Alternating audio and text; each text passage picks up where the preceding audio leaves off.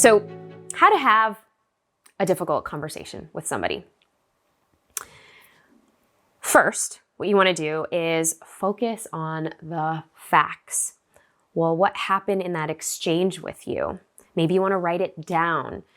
Was it something that that person said that hurt your feelings? Was it something that they said that it triggered you or opened your eyes to something else? Or maybe it was a revelation, something that you found out or something that you saw.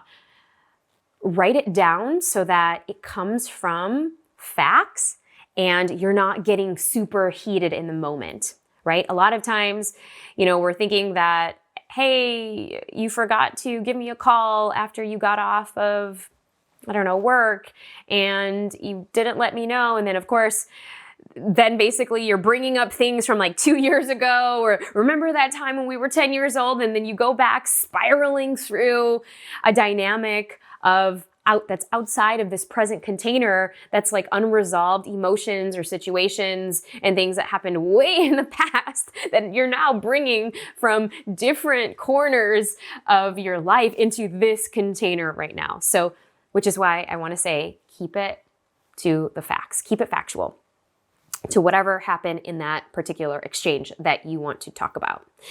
So that's number one. Number two, if you need to, I would actually journal before you're even getting ready to speak about this with somebody, and journal out your thoughts. Journal out, what are you feeling right now? What are your emotions? Are you feeling sad? Are you feeling overwhelmed? Are you feeling like you're being taken advantage of? Are you feeling that you're not being appreciated? You don't feel like you belong. You feel like you're being bullied. What are the feelings that are coming up for you? Do you feel like you're not enough? So all of these feelings are your feelings. No one can take that away from you. Those are your experiences and your feelings. And to regulate those emotions and to regulate that when you're in communication and dialogue with somebody, that it doesn't kind of get so heated and blowing up in your face kind of thing, definitely spend some time journaling what those emotions are bringing up to you. Does it remind you of a time when you were belittled as a child? Does it remind you of a time where you were bullied? Does it remind you of a time where you weren't accepted or you were reprimanded by a teacher or by a parent or somebody that you love? Does it remind you of a time where your previous partner, boyfriend, girlfriend betrayed you in some way? Journal out those emotions and keep it separate.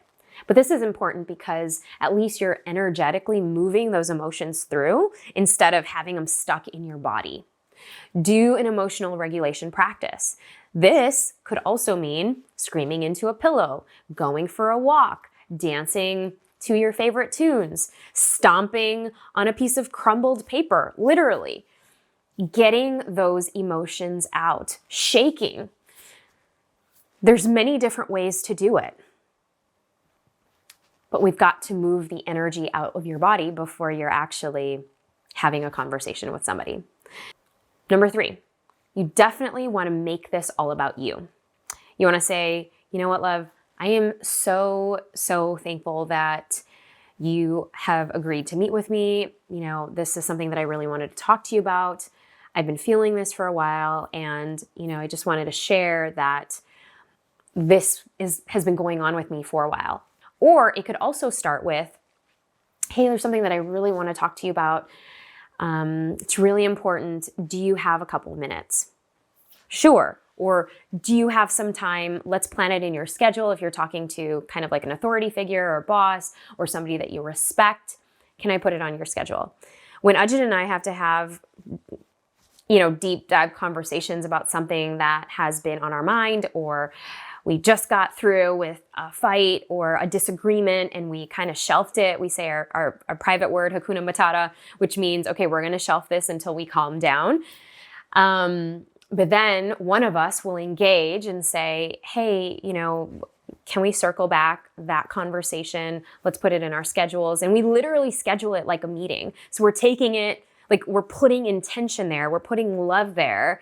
And we're putting effort there, so we know that that deserves its own separate container, okay? Make it a separate container and only focus on that particular moment. Okay? You're not talking about what happened last week, last month, 2 years ago, 3 years ago when you were 5. And this happens a lot in interpersonal family dynamics. Brother, sister, sibling, cousin, mom, dad, aunt, uncle, grandma, grandpa, whomever. We always kind of go back because there's so many layers upon layers upon layers upon layers that tend to come up. And it's honestly kind of hard to ghost somebody that you love because they're literally in your orbit, right? It's easier to ghost people that you don't necessarily care about. However, those lessons that are meant to be learned are still going to keep coming back and forth, okay? Until you are calling yourself forward to face some of those truths. Okay. And finally, what you want to do is you want to ask for an acknowledgement here. Hey, are you feeling what I'm feeling? Is this resonating with you at all? Do you see my point of view? Ask for acknowledgement. Because you want to come from a place of love. You want to come from a place of curiosity. You want to come from a place of, you know what, I told you for the 10th time, I don't like it the way you make our bed, or, putting the dishes in the dishwasher. Oh my goodness. All of this heated stuff can come back over and over again. So we want to keep it contained. And you also want to ask, hey, is this landing for you? Do you see where I'm coming from? And notice your intonation with this. And lastly, you want to create an agreement. So this is really great especially for work-related environments or even with loved ones. This can be used in, all over the place, right? If you really think about it, create an agreement of what you will tolerate and have the other person agree to it. That's why it's an agreement. It's not a dictatorship. It's an agreement, right? So for example, hey, what if we set aside time so that we both can put the dishes in the dishwasher together, right? Super random example. Hey, why don't we have, maybe 10 minutes at the end of the week where you and I, maybe you're talking to your boss or a collaborator or, your team member, that you and I can go through all of these tasks for the week to make sure that I'm doing something right, or if there's a different way that you would like to see this done. Does that work for you? Because I really want to make sure that we're on the same page. That is an example of an agreement. Okay, and this could also be in relationship. Hey, I am so busy in the season of my life right now. I could probably only commit to seeing you maybe 3 times this month because I'm traveling. Does that work out for you? And I know you're super busy and maybe this is just not the right time in our alignment, right? So, and that could just be you relating your boundaries of what you're comfortable with. That could be in a dating scenario, right?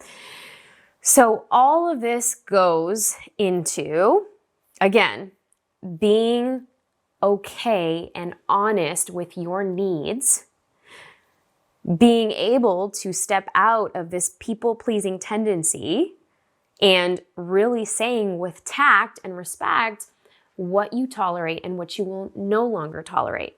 Instead of, okay, ready? Instead of ghosting somebody else. See you next time at the Brave Table.